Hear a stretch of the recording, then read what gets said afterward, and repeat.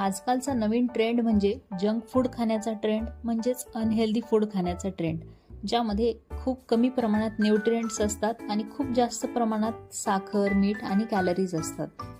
या junk फूड्समध्ये protein, fibres, vitamins हे सुद्धा खूप कमी प्रमाणात असतात. तसेच खूप सारे मसाले वापरलेले असतात. यामुळे विविध प्रकारचे दुष्परिणाम होऊ शकतात, जसे की वजन वाढणे म्हणजेच ओबेसिटी, डायबिटीज, हायपरटेन्शन. यापैकी काही खूप जास्त खाल्ले जाणारी जंक फूड्स आपण बघूया.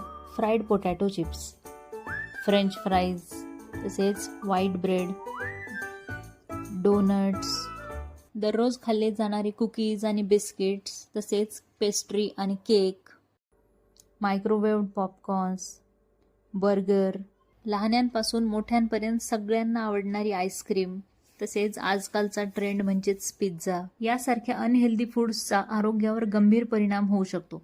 त्यामुळे आहारात जास्त प्रमाणात पौष्टिक पदार्थ आणि कमी प्रमाणात जंक फूडचा समावेश करणे अत्यंत आवश्यक आहे. जर तुम्ही हे पदार्थ दररोज खात असाल तर आठवड्यातून एकदा खा आणि याप्रमाणे हेल्दी डाएटकडे वळा.